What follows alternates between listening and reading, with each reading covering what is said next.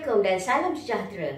Kami daripada kumpulan KMPH Bizenis akan membentangkan kertas PLC untuk tahun 2022 dalam mood peer coaching, di mana tajuk kami adalah implementasi jadual CO2C2 dalam pengajaran dan pembelajaran graf action potential.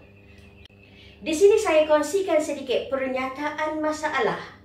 Untuk makluman semua, topik coordination adalah topik yang terpanjang dan merupakan topik yang menyumbang markah yang terbanyak dalam PSPM 2, di mana pelajar SDS perlu mempelajari sebanyak 21 topik bagi kursus biologi dalam tempoh masa yang sangat singkat. Menurut LKC, bagi 3 tahun berturut-turut, majoriti pelajar gagal mendapat markah yang baik, di mana 85% pelajar memerlukan masa yang agak lama bagi menghafal sesuatu proses dan mereka juga biasanya sangat cepat lupa. Terdapat 2 penetapan objektif, di mana objektif yang pertama adalah berkongsi pelaksanaan strategi yang sesuai dalam mengajar graf action potential di antara coach dan coachee. Dan kita juga ingin melihat maklum balas pelajar kesan penggunaan jadual CO2C2 dalam pembelajaran. Pemilihan alat kolaboratif adalah peer coaching. Mood 2 iaitu pembimbing instruksi, di mana coach sebagai guru mengajar model ataupun inovasi pengajaran. Di sini saya kongsikan strategi atau inovasi iaitu jadual CO2C2. Sebelum pelaksanaan, terdapat pra-konferensi, di mana perkara yang akan dibincangkan antara coach dan coachee adalah matlamat ataupun objektif, di mana coach menyampaikan konten dengan menggunakan jadual CO2C2, manakala coachee memerhatikan PDP yang dijalankan dan pelajar akan terlibat dalam sesi pembelajaran.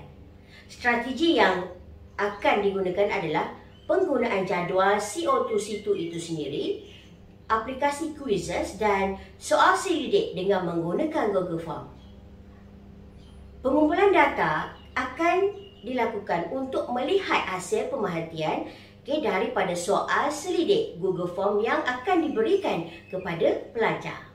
Dalam pelaksanaan sesi co-coaching, Intern Zurina binti Ahmad iaitu saya akan bertindak sebagai coach, manakala Nur Zulaika, Azrina dan juga Nur Hasni akan berada sebagai coachee. Pelaksanaan ini melibatkan kelas 6 di SH23 pada sesi kelas waktu petang, iaitu di sekitar pukul 2 hingga 2.55 di Makmal Biologi 6. Okey, di sini saya kongsikan sedikit lampiran menunjukkan perbincangan kumpulan semasa pra-konferensi. Di mana pengubalan jadual CO2C2 juga dibuat dan dikongsikan ketika pra-konferensi. Di sini saya kongsikan sedikit gambar sewaktu sesi PDP berlangsung, di mana coach menyampaikan PDP, menerangkan tentang konsep graph action potential dan menerangkan kepada pelajar penggunaan jadual CO2C2. Sepanjang sesi pengajaran, kita akan dapati pelajar terlibat secara aktif dalam hands-on jadual CO2C2 dan menjawab semua soalan menggunakan aplikasi quizzes dengan baik.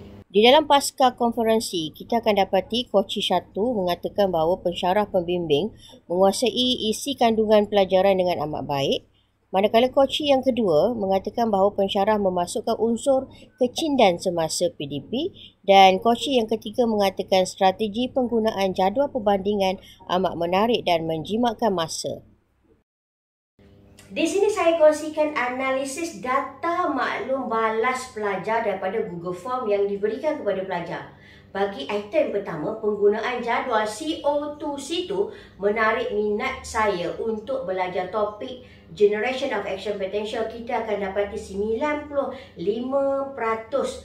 mengatakan penggunaan jadual ini menarik minat dia untuk memahami ataupun mempelajari topik Generation of Action Potential. Manakala item yang kedua, saya merasakan penggunaan jadual CO2 mudah dipraktikan.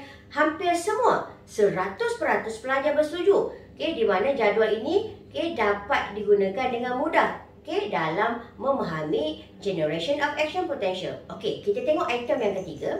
Penggunaan jadual CO2 situ membantu saya belajar secara kendiri. Pun sama, 100% pelajar bersetuju dengan pernyataan itu. Dan item yang keempat, jadual CO2 situ yang digunakan membantu saya memahami topik Generation of Action Potential. Yes, 95% bersetuju. Kita tengok item yang kelima, pembelajaran ini sangat aktif dengan penggunaan jadual CO2 situ. Semua pelajar, 100% pelajar bersetuju. Dan item yang keenam, saya dapat menghayati topik ini dengan baik pada hari ini. Betul, 100% pelajar juga bersetuju bahawa sesi pembelajaran kali ini dengan menggunakan jadual CO2 situ dapat membantu pelajar menghayati topik ini dengan lebih baik. Di mana kalau kita tengok skala, 5 adalah sangat setuju, manakala 4 adalah setuju. Kami juga ada membuat perkongsian dengan Kolej Matrikulasi Johor penggunaan jadual CO2 situ. Dan makluman daripada pensyarah Kolej Matrikulasi Johor, jadual CO2 ini adalah sangat menarik. Beberapa penambahbaikan kami rasakan perlu dilakukan seperti mengaplikasikan jadual CO2 situ dalam bentuk online ataupun mudah alih. Dan QR code yang membawa pautan kepada video proses action potential sepatutnya dikongsikan sepanjang sesi pengajaran.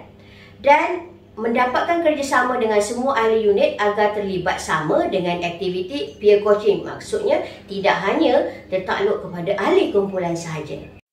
Seterusnya saya akan kongsikan rumusan sesi peer coaching ini. Kita akan dapati sesi ini mewujudkan pembelajaran berterusan dalam kalangan pensyarah. Dia juga dapat memberikan kesan positif kepada coachi dan juga pelajar.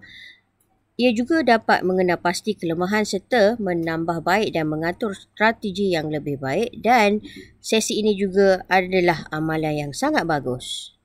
Di sini saya kongsikan lampiran menunjukkan jadual CO2 situ yang telah lengkap oleh pelajar dan gambar perbincangan pasca konferensi bersama ahli kumpulan.